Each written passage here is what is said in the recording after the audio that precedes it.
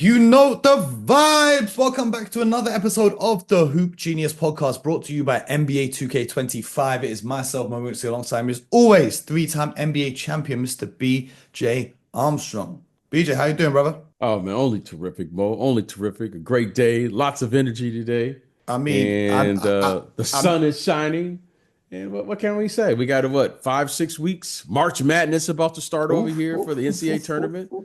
So it's Well, it's that time of the year. I know why you're hyped. That's seven straight wins in a row for the Pistons. Mm. Seven How straight. how about those Pistons right now? How Win about over the those Pistons? Clippers. It was a good win as well. Yeah, how about that? How about those Pistons? We're gonna see how about them because the next game is against the Boston Celtics. So Uh, we're gonna see. We're gonna see. That's a good test for them. There's a lot of confidence yes, you're bringing into that. yes, it Defending is. champs, and you're on a Yes, it seven-game is. streak. Gotta do what you gotta do. The big game from last night was the Minnesota Timberwolves and the OKC Thunder. And it was a very interesting game because with 4 minutes remaining in the game, the Thunder were up by 16 and they had a 99.8% probability chance to win the game. And they bottled it, really and truly. The Minnesota Timberwolves came away with a win in overtime. Anthony Edwards came up with a huge block, and then he managed to stop Shea from scoring a game that would send it into a second OT. But what I wanted to talk about is Chris Finch's comments after the game, the coach of the Minnesota Timberwolves. He Okay. said, it's so frustrating to play this team because they foul a ton. They really do. They foul all the time. And then you can't really touch Shea. It's a very frustrating thing, and it takes a lot of mental toughness to play through it. Do you think from, watching these teams play, do you think what he's saying is valid, or do you think that his, obviously you're a little bit biased because it's his team that's going up against them, and every coach feels like their team gets more fouled more than fouls they commit. Do you see any validity in what he's saying? I happen to have grown up differently, right? Is going on in the course of the game, the first thing I don't do is admit it. Okay. I don't even admit when we lost. You would say, "Hey, we didn't play well," and I always love that. I that's one of my favorite standard quotes. Well, we didn't play well today. And you just never give the other team credit. You never tell them that they're better than you. You never tell them that the referees didn't give us calls. You just never admitted it. You were resistant to the fact that Mo may be better than me. Yeah, we didn't play well. We didn't shoot the Yeah, ball well well, they tonight. won the game. So Yeah, they won. You might have said, you so like if the mental aspect of the game and utilizing the media and the press, that's a lost art now. Now that went out of the door years ago. So for instance, if you lost a game or you played against a team that you knew was better than you, you would just say, we just gotta play our game. And if we play our game, we can beat anyone. Now people become the victims now. They just admit, oh, well, you can't touch Shea. You can't. I didn't even see the quote, and I don't even. I'm just going by what you yeah, said. it's what I read to you. Yeah. Yeah, and you go, wow, like that's an interesting way to prepare for a game. Like you allowed all these negative thoughts to come into your psyche even before the game started. Like like Mo, I entered into a game and I just kept, like you said at the beginning of every show, you know the vibes, you know what it is, you know why I came here. I showed up because I came here to figure out how to win. That's Hmm. what I came here for. Now you're like, well, you can't play this guy. Yeah, you can't. The way they're frustrating. It's frustrating to play against them because you can't touch them. Like I've never ever prepared for a game with that mentality. So it's kind of foreign for me to hear that. Like, oh wow, like these guys really come in and they're already down 10 points before the game starts. Okay, well, hey, by the way, guys, Shea's a really good player. What's the one thing that is probably the least talked about thing in all of the NBA? How about defense?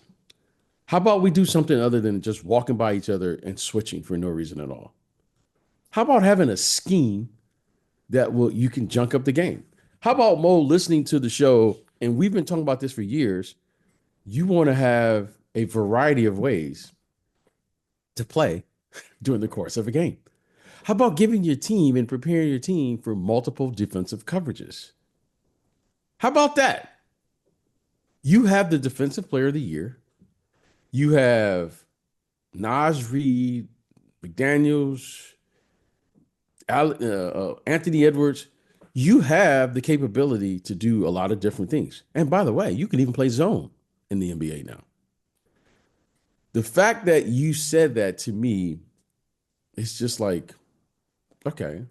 But I let it go now because if I say these things, it's like I'm criticizing people. I'm not criticizing. I'm just the imagination and creativity is like it's almost like it's limited to what was really going on here. And I'm not criticizing because I don't know the quote. I didn't see the quote. But based on what you're saying, I'm just like, that doesn't even enter into my Well, thought process. the funniest part of this whole quote is the Thunder shot 29 free throws. The Timberwolves shot 39 free throws. So they won the game. They shot 10 more free throws than the opponent. But the coach comes to the post-game press conference to talk about the refs calling more fouls for OKC. I don't know. I don't know where it's come from. Do you know what I'm saying? Like, And you know, then you say things and then you go, well, you're old school. No, how about Mo? There's only one thing to teach. There's only one thing to teach in professional sports. That's called the fundamentals. You are a pro. Mo, I'm a professional. Okay. Now, I will say this about the NBA. Because now we've entered into this era of there's so many unprofessionals who are participating in professional sports that we feel the need to say and have quotes like that. Mo, I'm a professional. I do this, I get paid to do this. Okay. But if I was an unprofessional, the coach probably should say that, say those things because I'm not a professional. But because I'm a professional, Mo, I take full responsibility for the outcome of a game. And that means I have to be prepared for that and be prepared for the way the game is played, the way the game is officiated, and so forth and so on. So I hear these things now and I just basically, I just listen because Mo, I'm not, it's not old school. Defense is defense. hmm. Defense, that's not an old school thing. Help defense is not an old school thing. Talking on defense, there's nothing old school about excellence. Mediocrity, okay. Lack of effort. Do you know one thing that really annoys me? You know, because I see this a lot now. Fans are like, oh my God, Lou Dort fouled so much they let him get away with everything. Or like the Nuggets Lakers game, they're like, oh my God, they didn't call any fouls for Jokic. They were harassing him the whole way up the court. And the view from a lot of the fans now is that the refs should be calling those fouls. But I don't know if there's something wrong with me because I think of it the other way around. I'm like, good. Because if Lou Dort is doing all of that and not getting called for a foul, that means I can do all of that and not get called for a foul. And if I do it enough, they're eventually going to have to stop calling fouls on me. Like, look at Draymond Green. He can play with a level of physicality that a lot of people in the league don't have the freedom to. Why? Because he's done that since day one. That's who he is. Lou Dort has been a physical defender since he came in. Therefore, he can be physical and he's not going to get a foul called every time. And I really hate the fact that people are now, oh, the refs need to call more fouls on these. No, you should all just be playing as physical as them. Do you get where I'm coming from? Yeah, you know what it does look like to me right now. And for instance, I watched a little bit of that Minnesota game. Looks like to me in the second half of the season. Again, it's early. It's only been about It's three, been four like a games since week. all. It's been a week. Yeah, the game looks much more physical to me now. Good. And when I watched the game last night, the OKC Minnesota game, Hmm. what was fascinating to me is the starters for the most part for the Minnesota Timberwolves were on the bench. doing the comeback. Yeah, the Q Alexander Walker, Terrence Shannon Jr., Rob Dillingham got a lot of minutes in that little Okay. run. I can't recall Mo in the since it's been a few years now. Guy dunks, he screams at the guy or looks at the other guy. Immediate tech. Yeah, standard procedures now. The last 3 or 4 games, there's been a little physicality to the game. Now, I don't know what was done at All-Star Weekend, but I'm going to put the memo out to the rest of the coaches in the NBA who will go up to the podium and start complaining about fouls.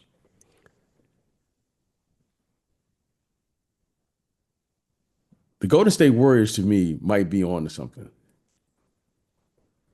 You know what's changed about the Golden State Warriors? Yes, they did get Jimmy Butler, but they're going to the free throw line. And they play a physical brand of basketball that the rest of the league hasn't quite caught on yet. And they're like five, I don't know, 5-1, 6-1, or whatever. Yeah, 5-1 since the trade. I think there's been a little memo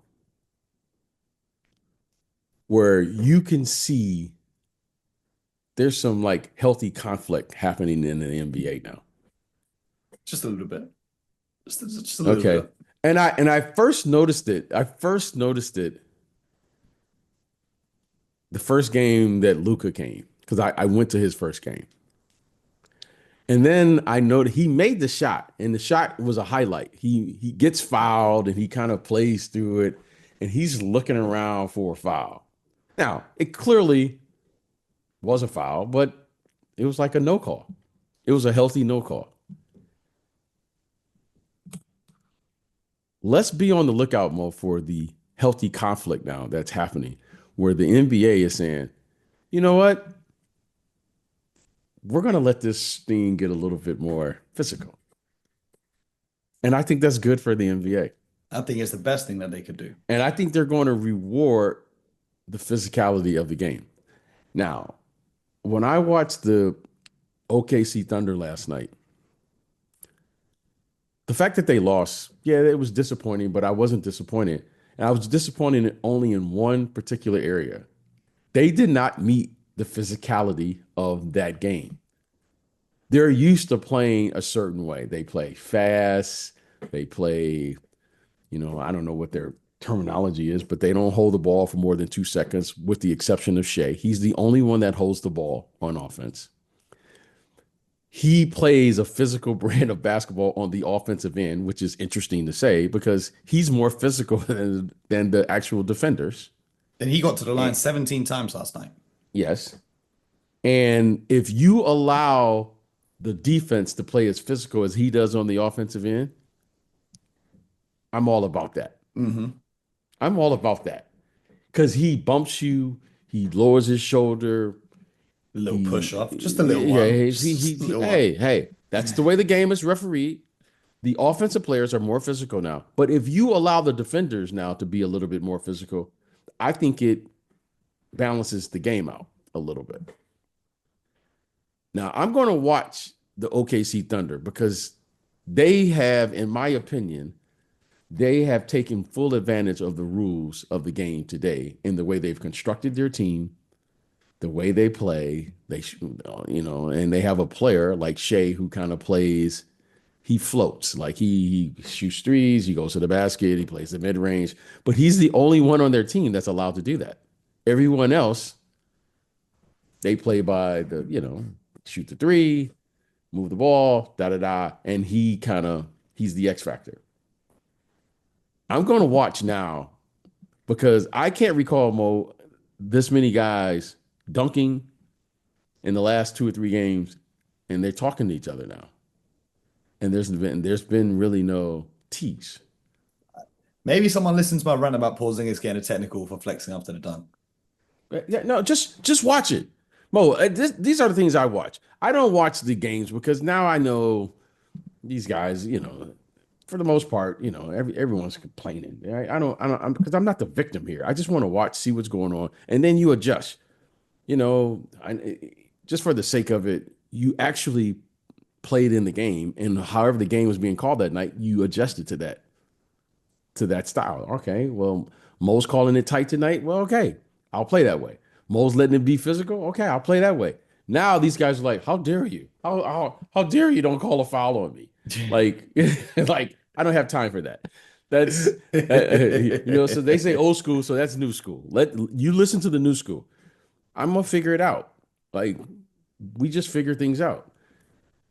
Watch how physical now they've allowed the game. They're letting guys play now. And that to me is what I was watching. And when I watched the game last night, I was disappointed in OKC Thunder because they didn't meet the physicality of the game. And Mo, I watched that entire meltdown.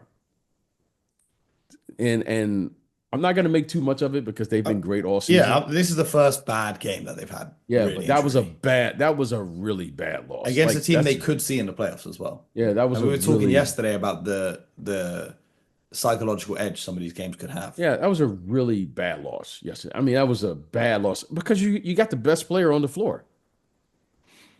And there and I was just disappointed in the fact of how they were going to their what we consider or what we call your need plays at the end of the game.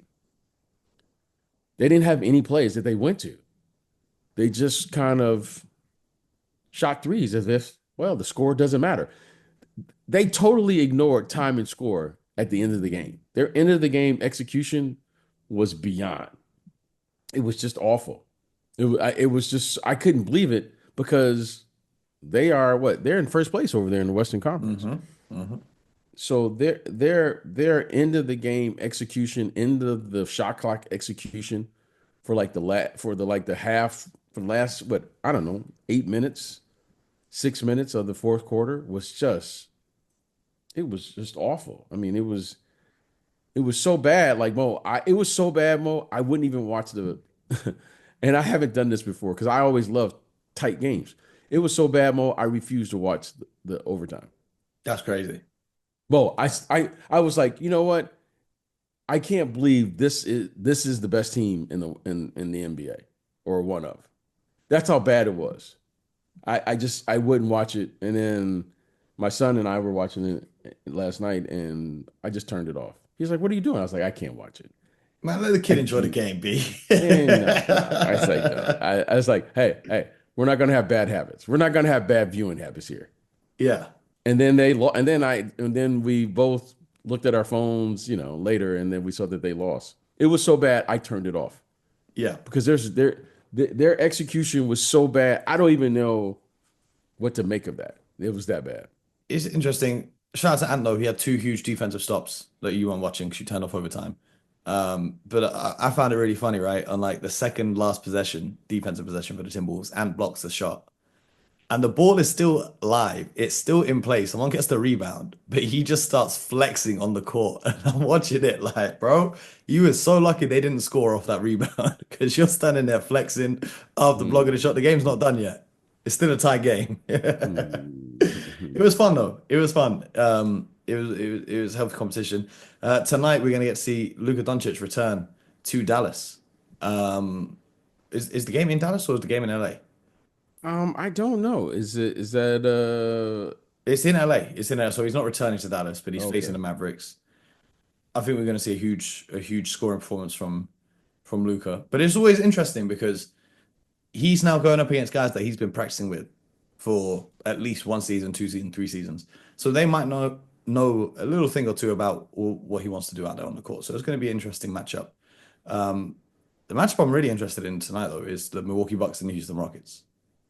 That's How that's going to come? be that's going to be an interesting one for me because we talked about Houston yesterday. They've been on a bit of a slide.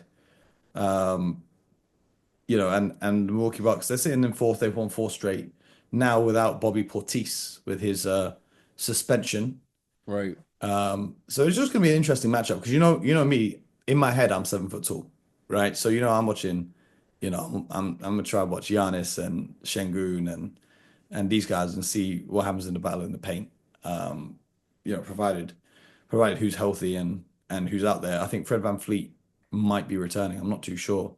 He practiced on Monday and he's a game time decision for today.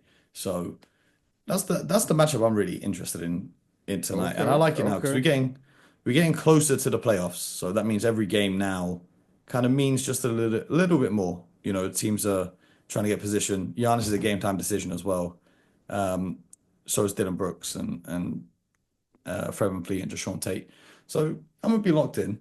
I'm gonna be locked in. Um, it should be a fun one, B. It should be a fun one. Yeah, well, it's got a lot of good games. The Raptors are playing a little better right now. I think Uh, you guys played the Raptors tonight, right? They're yeah, playing a little better. I think they could steal one. I think the I'm Raptors gonna could be, steal one here. I'm gonna be interested to see when Brandon Ingram when he gets back on the court up there because he Mm, signed. He signed an extension up yeah. there. So I'm interested. I'm kind of interested in that. Um, Cleveland keeps rolling. I'm not sure. What are our good friends over there at the Suns? I think Suns Grizzlies tonight, right? I'm done with the Suns. I don't want to You hear done about with the this. I'm Suns? done with the Suns, man. You But got all right, KD. You got KD on Twitter talking about. Look, someone's put it in the Discord. I'm gonna tell you what he said. KD put something in. He said. He said, "When Book plays great, I get no mention. When he has a tough game, it's somehow because of my presence." Like, bro, you're Kevin Durant. You don't need to do this. You don't need to argue with. I don't know who Dan Bickley is. I'm assuming he covers the Phoenix Suns or something. He's a radio host yeah. Well, for Arizona Sports, and I'm just like, come on, Katie, man, come on. I all right, cool. What we doing? Waiting for the summer for Kevin Durant to get traded? Is that what we're doing here? I don't want to talk about the Suns. They're 11th, 3 games under well, 500. I don't want to talk about. is You get Devin Booker in the summer talking about. I don't know how anyone's going to guard us. Well, maybe now you do. I'm done with them. Like they might not even make the play in, and they got no future. I'm done with the Suns. I'm just done with it, man. Matt Ishby, if you're uh, listening, hire me because it can't get any worse at this point. How about that? oh, How about that? oh, I don't want to hear about those damn they'll Phoenix figure it out. Suns. They will They're figure gonna it out. figure out nothing, man. What are they gonna figure out? What are Yeah, they gonna figure out? they'll figure it out. They'll get something together. They'll get it We'll together. see. We'll see. We'll see. We'll see. I don't know. It's between them and the Kings for the 10th seed, I guess. You know what I mean? Like the Warriors look to improve. The Mavericks, if they can get healthy, they could improve. Timberwolves, they need to improve. Clippers, they've lost 3 straight, but they've been good all season long. Rockets been on a bit of a slide, but yeah, like I don't see the Suns or the Kings getting any higher than 10th, unless there's like major injuries to any of the teams above them. Well, the Suns. I will say this: the Suns just have one major problem, right? They can't defend, especially in the interior. And for who knows why they don't play Bol. I have no idea. Like I Well, don't. I you don't. and millions of other people who shared that clip that from our previous show when you were talking about Bobo. Um, Oh, maybe there's something that we don't see. Maybe we're not in the building in yeah. It Phoenix. Maybe must be. there's It something must we be don't see. something. Yeah, it has to. I can't believe that. I mean, the guy is like I don't know. He's ready made for the way they play today, right? No one Mhm. defends, and he can block 3, 4 shots, and he can shoot threes, and he can. But who knows? I don't know. But I think he's a really good player. But there must be something that I can't see. I mean, you got 7 minutes in their last loss to the Toronto Raptors, 13 minutes in the win against the Bulls, 10 minutes in the loss against the Spurs. But before that, he had a stretch of games, 3, 4 games where he's playing 25 to 35 minutes a night. So I don't really know what's happening behind the scenes Yeah, with the Phoenix yeah. Suns. I But I, I don't know. like I said, I don't care. Well, I'll be I watching. don't I'll be care about the watching Phoenix more. I'm Suns. going to call you. I'm going to call you later. Yeah, I Yep. know you're going to be up watching. Yep. Maybe reluctantly, you'll be watching, but I'll be watching. I'll be calling you, and we can No, watch the game. you know what? You know what? You know what? You know what? We can't get out of here without saying one thing. What a performance. I don't know if anyone in the world watched the Wizards game last night. I mean, shout out to Dan in our Discord server, a resident Wizards fan. But Marcus Smart for the Washington Wizards last night. Oh gosh, Just reminding everyone who he is. Just taking a charge and playing some good basketball, 4 or 6 from the field. Nice to see him back out there. You know, just shout out to Marcus. How about that? yeah. Quietly, quietly. Mhm. They've put together. They're putting together some few little players over there. Middleton, some vets. Marcus Smart. They got some. They're putting some guys around their young players. So Hmm. I respect that. They're just quietly going about their way. They're going to get a good draft pick this year. They need a good Um, draft pick this year. yeah, and they'll figure it out. Yeah, man. That's another They'll figure episode. it. Hoop Genius Podcast. Subscribe to the show, YouTube, Spotify, Apple, wherever you get your podcast from. We'll be back tomorrow breaking down whatever Luka Doncic does tonight against the Mavs and whatever else happens around the league. So stay locked in with us. And until next time, get buckets.